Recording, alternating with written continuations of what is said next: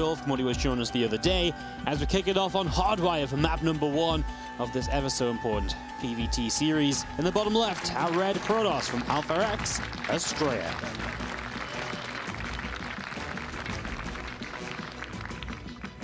And to the top right, as the blue Terran from Owls, he is HeroMarine.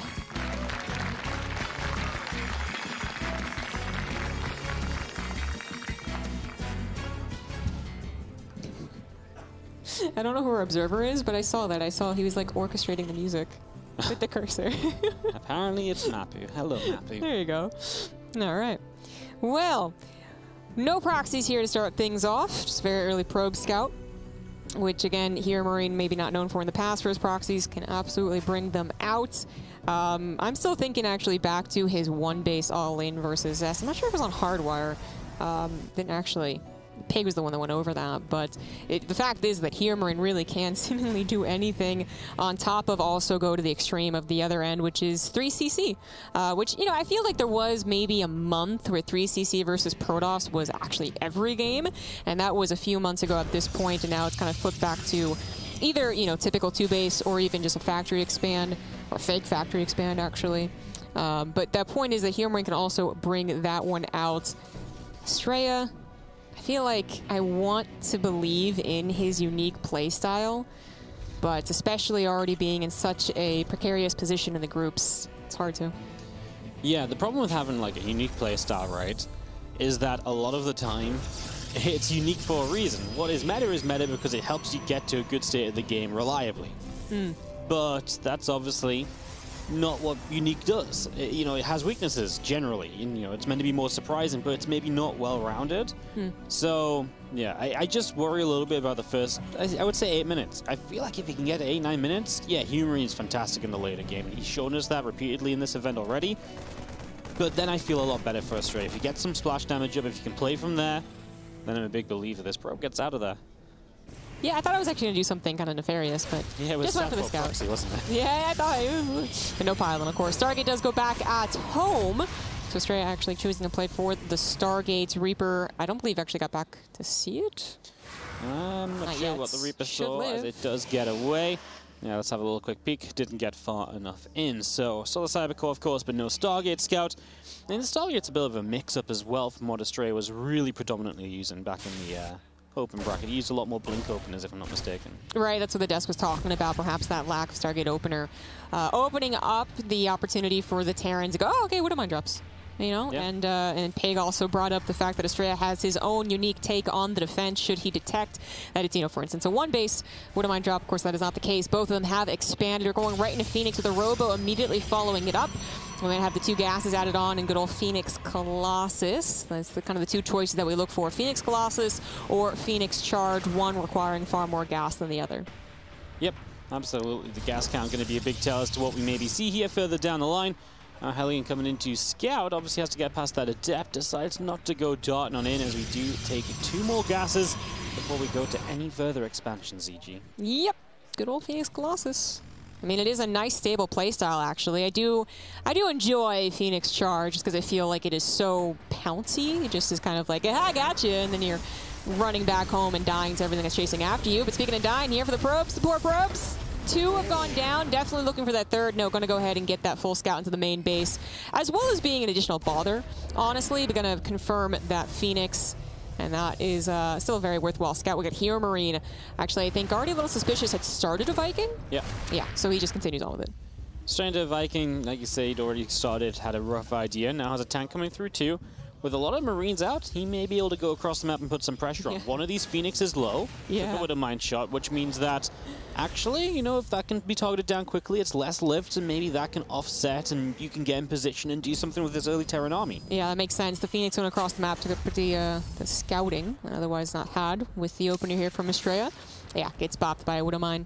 Instantly deflected. So anyways, the understanding here between 2 players, Phoenix, eventually Colossus, and HeroMarine, is opting for some standard anti-Phoenix harassment defense, the Viking and the Cyclone, moving on to the bio with that quicker 3rd CC as well.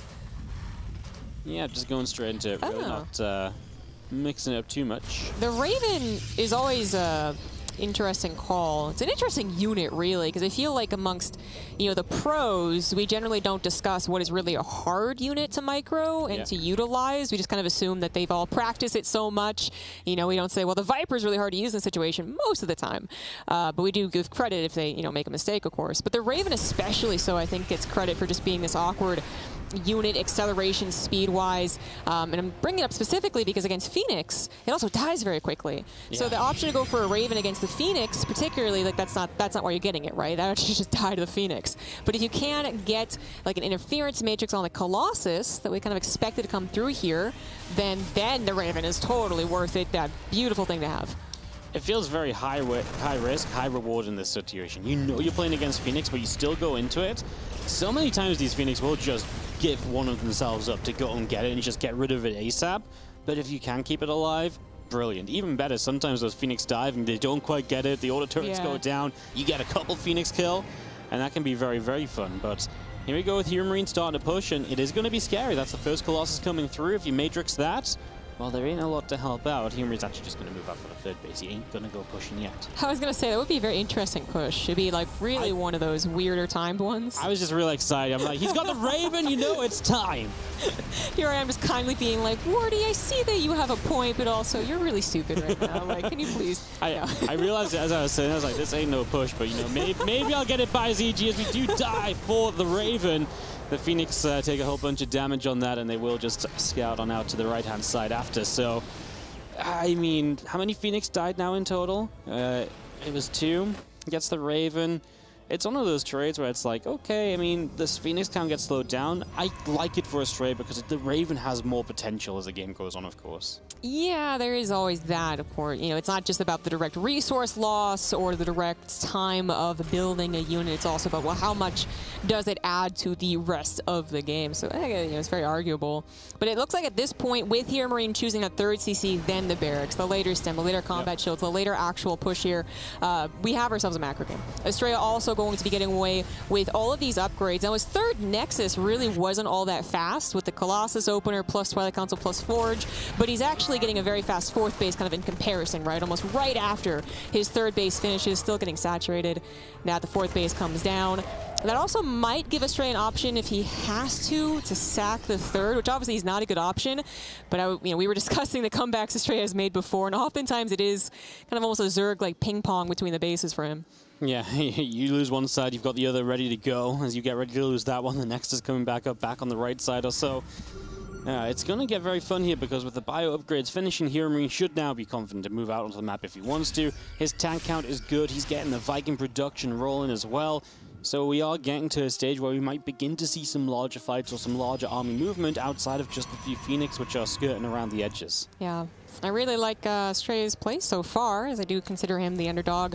Coming in with that worst score and just in general having trouble against HeroMarine, but yeah, I like it. You know, he's been able to scout a lot with these Phoenix, so while their actual harassment hasn't really increased, got the Raven, got some other units, and that is really good. They're not doing a whole lot more. They are scouting, and they are going to be a part of the army as well. So with the scout that he's been getting, with the knowledge of HeroMarine's army being back at home, staying around the third CC, that fast fourth Nexus, definitely going to be gotten away with. I also love the push, right? You can bully with these Colossus for a little while, maybe not so much when there's 4 or 5 tanks sieged up, but until the Viking number is higher, then you're kind of allowed to do this as a Protoss. A little bit of the aggression while you continue to macro up at home. These Phoenix are being a little bit too aggressive. We're going to lose another one to a Cyclone. He just lost one kind of moving forward a little bit as well. You know, you lose a Phoenix here, a Phoenix there, and all of a sudden you don't have as much buffer as you were originally working with. For the Colossus, it's not like you're playing a high Stalker count or anything, so it's not like you have a great way to protect them otherwise. This push from HeroMarine, it's being allowed to just walk straight down. The Disruptor gets found. He's going to die for the Disruptor, full of confidence, but it goes off. Badly judged by HeroMarine, but he is going to get a Colossus pretty quickly. No, it gets back to a battery. HeroMarine is going to continue forward, but the next Disruptor walks into the army. Yeah, what was actually so nice about Astrea kind of moving forward then retreating was that I was hoping the Disruptors would actually be in place, right? But even with little advance notice that he has to prepare for the attack, he misrallies very important Disruptors. Increasingly, the Colossus are more likely to be sacrificed thanks to the Viking count. One Colossus goes down, the other one doesn't know what to do. It's not even contributing as its partner finally falls, and that Protoss army just got disintegrated. The idea of coming in from two sides was there, and the execution was just absolutely awful. It was not there at all. And HeroMarine takes a great fight. That Disruptor ain't going to save anything. It all fall apart in moments there for Astrea, as HeroMarine confidently comes across the map and takes a fight. Astrea just looking a little shaky when it came to that, right? You know, he lost a couple of Phoenix leading up into it. The next thing you know, he's, you know, got a Colossus that's taking damage, but he gets away, costs him a Disruptor. It just got a shot off. That was fortunate, but then he loses the next. Yeah. And then it felt like he wanted to pounce, and the pounce just wasn't good. Right, exactly. You know, he decided that pulling the trigger is better than just being hesitant, which I guess is often true, perhaps, especially when you have the refined programmer reads, but not actually correct there. Very unfortunate end to that, as it was so abrupt. There's a lot of things that could have been different. Again, like, I will say that HeroMarine does often do this, where it's like, oh, well, I guess the Protoss has a chance, because they both got to, like, 8 minutes, right? And then he just wins. Macro too good, his engagements are too good, his reads too good, all that good stuff. But for Astrea, again, had he been able to buy more time, basically, and there was tons of options for it, not lose damage on his Colossus, not lose his Disruptors, actually using them as more of like a scare tactic, actually, saying, well, I got them, so you can't move into me, you got to be careful. Once you just use the Disruptor shots, or of course lose the Disruptors, the Terran is just brimming with confidence. They're going to take that fight. Oh, absolutely. HeroMarine was absolutely right to commit. The Colossus were all over the place. The Zealots were very much so just there, dying, while nothing else was dealing damage. And that's obviously a very sad state of affairs, as Astrea going to have to sharpen up a little bit for this game number 2. HeroMarine coming in with just the confidence. You know, we talked a lot about his aggression and his timings, but that was very much so a later timing. Take the 3 bases, set up for the later upgrades, and then push further down the line. And it worked beautifully. It did. It did. Wonder if he's going to go ahead and swiftly follow up with something more aggressive. Get that perhaps easy 2-0. We shall see. This guy in the bottom left is hoping to stop that. Continue his hopes in the group. He is the red Protoss, Astrea.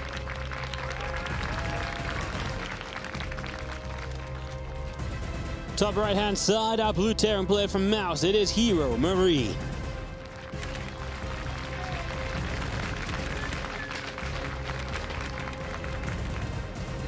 Wanted to get the updated results, see exactly what Astrea has to do. I mean, the map loss itself is already quite painful. Yeah, what I saw beforehand is it's pretty bad. If he loses the series, at best he's hoping for like a tiebreaker advance. Yeah. And his map score was not good for that, because he got 2-0'd by Zest at least.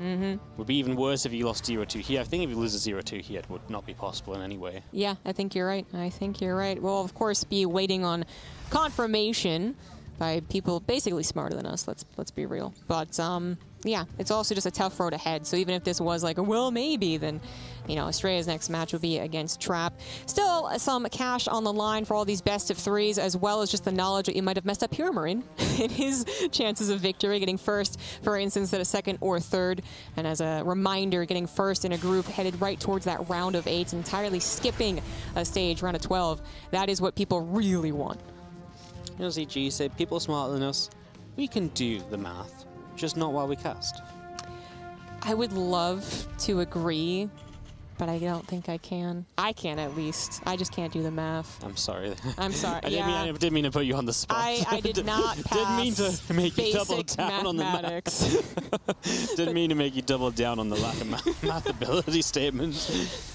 I have to be honest before I'm like, of course I could do that. I could do that wording, and then I'm just like in the back trying to figure things out and being frantic. Like, hey, back in Katowice 2022, you said you could do the math. Here it is. And I'm gonna be like, no, Wardy, why? You know, you're the astrophysicist or whatever you have. Something like that, yeah. Something like that. When you put Astro in front of it, it sounds way cooler. It does. It does. Masters in physics. Also sounds pretty cool, and that's correct. What is? Oh, okay, good. I got there eventually. You were good. I did an astrophysics module, if that makes you feel any better too. That does. Yeah. That makes you sound really smart. Okay. Well, so the first bunker finished. It wasn't defensive. It was offensive. Astrea having to handle this, you know, it's actually well practiced by a lot of Protosses to deal with it, but still manages to really throw them off. And in fact, it's actually even straight up turned to disaster for some really bungled defenses against this. But Astrea so far doing everything you would expect a Protoss to do. Yep, just going to get that battery up. Obviously, that preserves the life of the Stalker, so the Reaper can't kill it or anything. And then you clean this up, going into the Twilight. I feel like Astrea is always more comfortable when he plays Twilight. If it's predictable, yeah, sure, it might be, but if that's what you're most comfortable with basically tournament life on the line, yeah, I think you turn back to it right now. I do agree.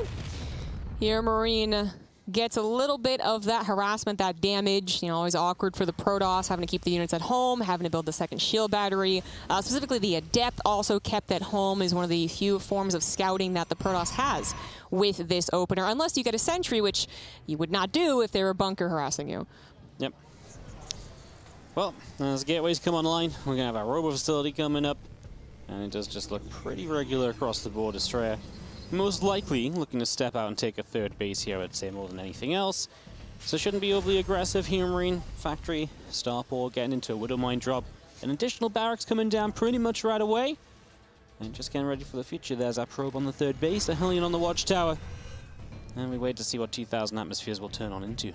Yeah, we got ourselves a bread and butter opener for both parties. Widow Mine drop for HeroMarine and for Astrea to gate into that third Nexus. I guess the next step for the Protoss side of things, you know, how many gases? Again, often the question. How fast are they going to go into Colossus if they do, or just right into just mass charge load? Are we talking about like kind of a Zest style, where it just really is mass and proxy gateways everywhere? But we do have some gases already on the way. HeroMarine, is he going to dive forward to that Hellion? No. Yeah, I think he might actually go for a distraction. Yeah, I mean, even if grabbing a probe is obviously nice to start, but yeah, distraction would be great because he does have that medevac moving through. And if you can distract and then hit well with that medevac, that would be fantastic, of course. Stimpack is on the way up from HeroMarine as well. Behind this, all the Stalkers currently in the main. Blinkers, of course, well on time to make sure they can jump on that medevac immediately. But HeroMarine will just lie in wait. If he just sits and waits, he can wait for these units to move out. If they never move out, that's fine. If they do, even better opportunity than he has right now. Yeah, exactly. It is kind of that understanding between two pretty darn good players that, yeah, you probably would be prepared, and I probably would not go for it until you actually are distracted, which is, I mean, soon TM, right? We got Stim Combat Shields only really recently starting, and that's usually what's going to push the Terran forward with the medevacs that come out well-timed. Ooh, he actually does try, hoping to catch just Astrea not looking at the right place, but Astrea, quick to respond, already at half health that medevac. Yep, it's not going to be too healthy, so we'll have to be really careful about when he decides to try and come back in. Stalkers, a few of them will pressure the front, I say, but I'm mostly just looking to check if there's a bunker, see if there's anything they could maybe do. On our way to Colossus, extra gates and a forge. I mean, you said bread and butter. It continues to be just that. Obviously, when upgrades finish here from HeroMarine, maybe we have a bit more aggression, but until then, we'll have a little bit of Raven harass, and this Widow Mine drop will try and relocate. Otherwise, it's plain and simple right now. A little bit of that Stalker micro, especially before Stim is done. Good Stalker positioning on the side of Astrea as well. Again, deflecting the Widow Mine drop and deflecting now the Raven harassment. You know, it is certainly the first step in the process of living versus HeroMarine is to deal with all this harassment. There you have it. Medevac gets taken down. Does drop out both Widow Mine, so a little bit of a pain.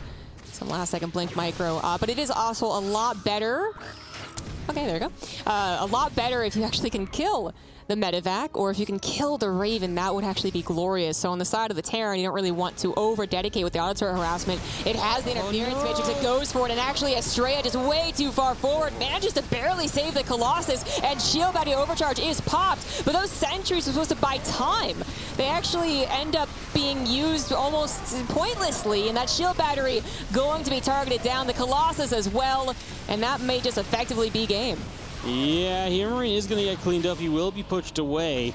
Obviously, getting rid of the first Colossus, resetting that splash damage means future attacks like this can continue. Yeah. It's so hard to split your units because you don't have a Colossus to split away with another Colossus elsewhere. Everything's just going to be that little bit tougher right now. So, HeroMarine, a good first jump, and honestly, Astrea got a couple of moments there that were very fortunate. I mean, that Colossus getting away, the force fields were just about enough. And also, I even believe one of the pylons could have gone down like a moment sooner, might have cancelled one warp in a little bit quicker. Either way, I mean, here we go, HeroMarine into the main base to drop, and this is where he's going to take a little bit of momentum and turn it into a loss. Even Astrea misclicking on his Colossus, now getting supply blocked. You know, it's not that the direct trade was game ending. It's the momentum that really carries with it, especially after already having that loss in the first game for Astrea. We can see that he is starting to have the cracks are starting to show in more ways than one. Not just the Colossus mistake, but even the micro in the main base. He is still holding on, and this is where, if he's given 30 seconds of breathing room, this is exactly the type of game that does kind of spur Astrea on in some weird way. He's like, okay, I made a mistake. Okay, I made another one. This is actually kind of bad, but I know that I have it in me to bring it back, as he has done versus many other Terrans. But it does have to start here, and this Raven is going to see that it's seen, take that out, open up the opportunity for the future. At least Astrea does get 30 seconds, 60 seconds to actually breathe and try and recuperate. Yeah, the time is obviously nice. It's good to get a few moments here. He really needed it, as we do see the little army of Astrea coming over. The Widowmine connects again, though. Guardian Shield will pop, and just going to be seeing HeroMarine still reinforced and still looking for more drop opportunities. He actually says, well, actually, there's nothing in the main. He was expecting something here already because he was already threatening this position. Pylon goes down. That cancels the warp in. +1 is denied for the moment. Well, Raven still has energy on it as well, so it can decide what it would like to do as we lift up into some of the healthier medevacs. One full medevac goes down, but this is dragging units right over to the left side of the map. And guess what's on the right side? Another push of HeroMarine. That's also softening up that Warp Prism. Yeah, at least the Warp Prism scouted it, I guess. Astrea going to try and respond to that as fast as possible, but not much there to respond with. Shield battery already out of juice. Zealots definitely can't tackle this on their own, but the Disruptor looks like it will get time to pop. 2 Disruptors at a time at this point as well. Astrea, he was behind on the upgrade, still is hopefully repowering that Forge in the main base to catch up there. Is actually going for, you know, particularly fast blink in a game like this. Stuck on 3 bases, trying to replace some of your expensive units, trying to gain some control back over the game.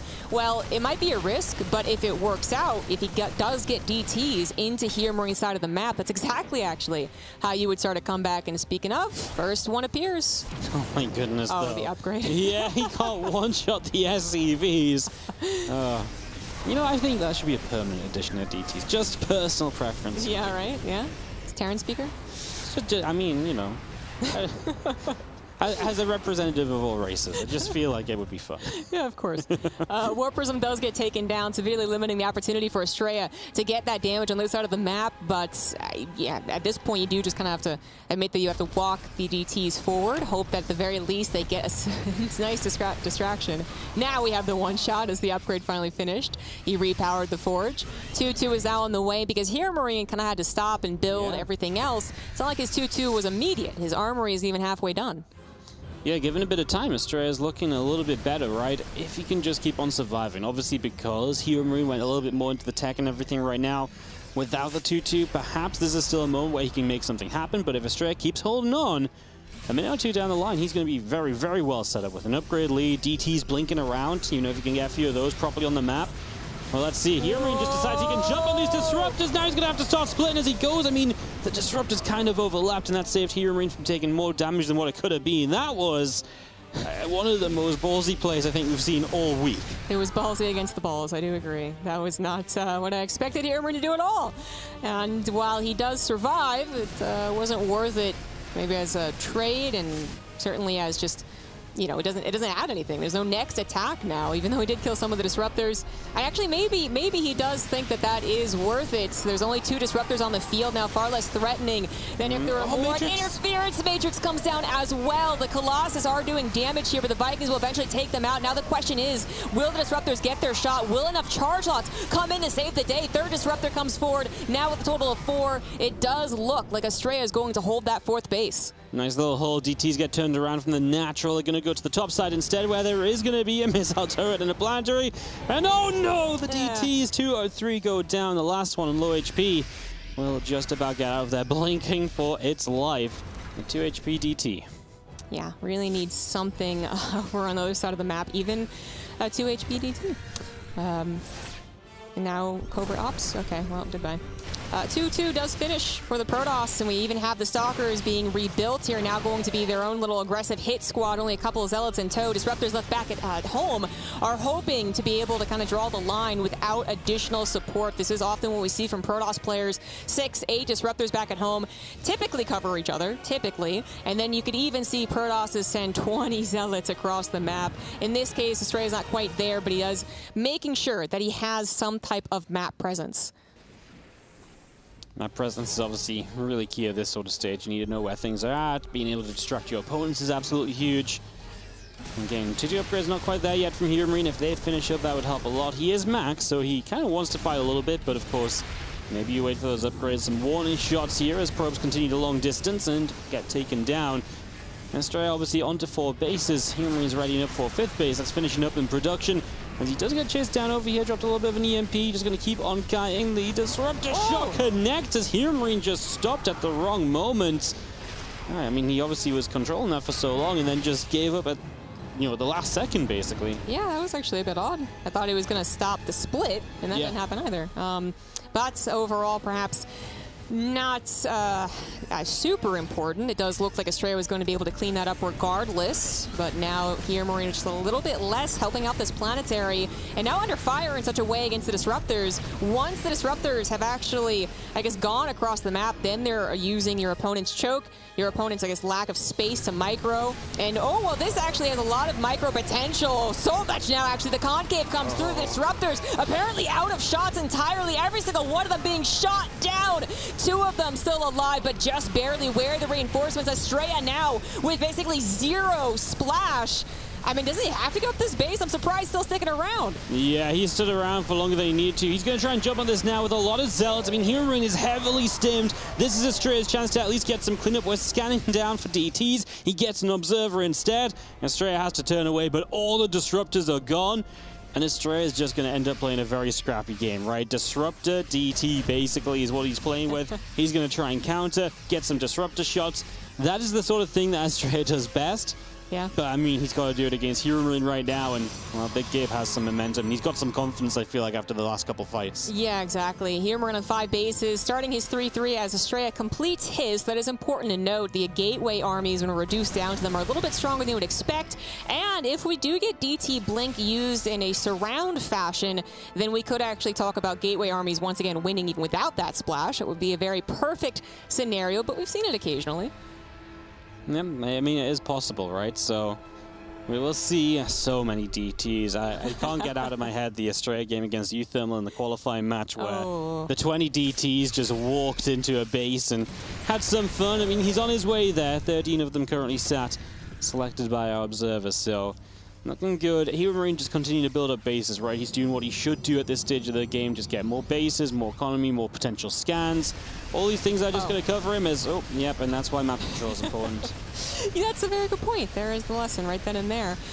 I mean, if he can save the probes, it does severely mitigate, right, the damage done. The Nexus is a huge loss, takes a long time to replace, is expensive certainly at this point, especially if you're going to lose all the DTs and charge outs off to the left side. The blink forward did not actually capture the units. They're able to micro a little bit farther back, pick up with the lack of stalkers, and continuing doing damage. But you know what? Yeah. You know what, actually? Both sides going a little bit poorer for HeroMarine than he had naturally expected, and now he's the one down in supply. He knows that he's up in economy. He knows he grabbed that base. The other base had only just recently been rebuilt, but this is one of those times where the Terran goes, oh, wait a second. Well, I need to be careful.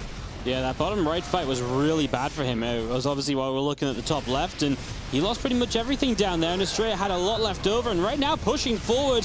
What a swing in the momentum. Is Astrea coming through? He's blowing up SCVs. SCVs continue to pull in, even as HeroMarine is desperate to defend. He's got Liberators on the way up, and I do not feel like Astrea's army is going to be great against Liberators, maybe mobility-wise working around them. So HeroMarine is moments away from maybe getting what he needs, but Astrea got a lot done just then. 17 SCVs, great to finally deal a blow to HeroMarine. Yeah, exactly. Actually getting something back in this game. Now, Astrea, you know, he lost the base, then another base. His economy's not been super great, but as I was pointing out, he saved the probe. So as he does rebuild the Nexus, the mineral income will skyrocket once again. HeroMarine takes a bit of damage, a little lost mining time, yes, but he is still stable as well. We've come to a surprisingly even game, but as you pointed out, this army of Astrea, it's going to have trouble with that next technology step unless it can stay mobile, unless it can actually be on the front line, stopping the Liberator numbers from getting too high. If actually HeroMarine ends up going for more Liberators, actually, he's going back into just pure bio. I wonder if it's just a cost thing, you know? I think it is, yeah. He actually did take a pretty big dip in the income having to respond to that attack. Yeah, you know, moments ago he had more towards 70 SCVs, and that can make a big difference of what you're trying to afford. I do like that the Libs are at least to harass, though, right? Because it can take some attention away, you know, it can force Astrea back. And in a way, it's now going to give HeroMarine a bit more time to get settled as well. Yeah, there's that dip that I was talking about. There you have it.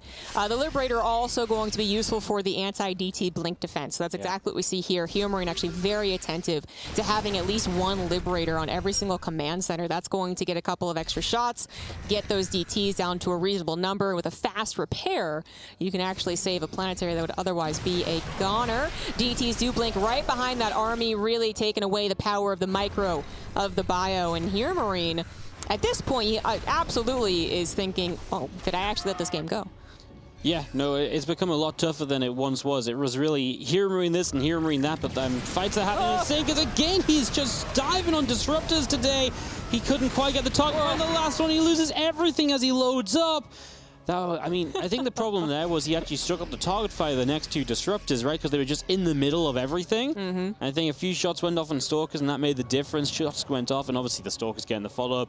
Astrea knows that was a lot of units going down, immediately moves to the right-hand side with everything all at once, looking to break this base and maybe go for more. The Stalkers blink forward, the DTs will join in, the disruptors will make it more difficult. He does target that one down, at least, as HeroMarine looking for the hold, and he is doing it. The Planetary Fortress is surviving with the SCVs not quite able to keep it alive, but the supplies are back in HeroMarine's favor. That was absolutely crazy. I think the problem there for Astrea was that it actually really didn't focus on very much, right? So not only did the EMP severely subtract from the power of the DTs and the charge lots, right? That was effective. It was also that Astrea's entire army was hitting a bunch of different things. SCVs, planetaries, a very concaved bio, right? And it turned very ineffective very quickly for Astrea. HeroMarine was probably thinking, did I truly let this game go? Once his medevacs fell down, but now thinking, I've got the momentum. He's going to try and push forward, but Disruptor's excellent at holding that momentum. That's what Astrea is trying to do. It looks like his Nexus actually might be a goner. Only at 3 Disruptors, 2 of them with shots. He has to be really careful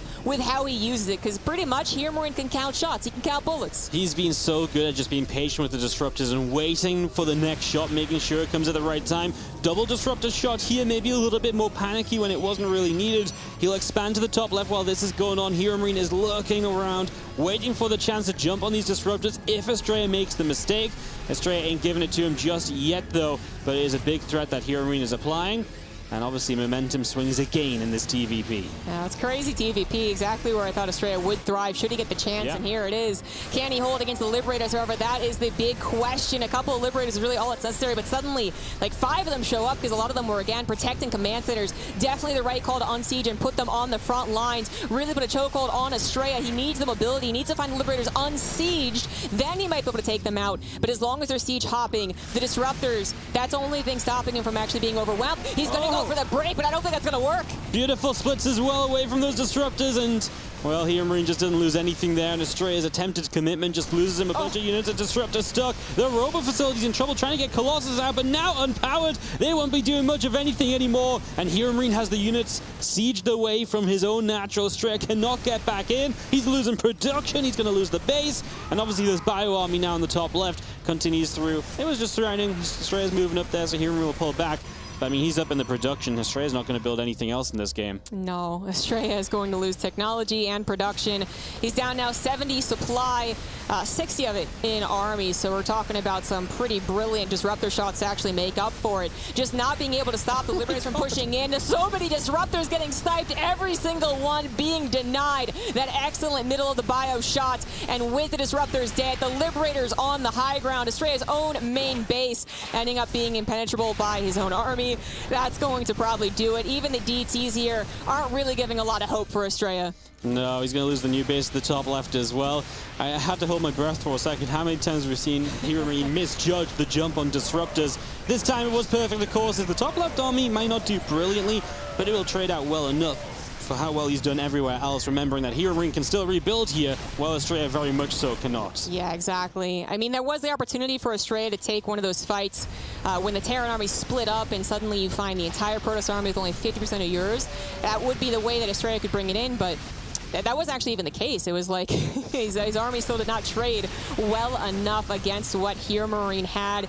HeroMarine still holding on to quite the army supply lead. Again, holding on to the main base. Now sieging up the economy. Astrea pretty much knowledgeable that this is his last hurrah, his last stand in the group, but it's already over and done with. Below 60 supply, Astrea is going to tap out, and HeroMarine gets the 2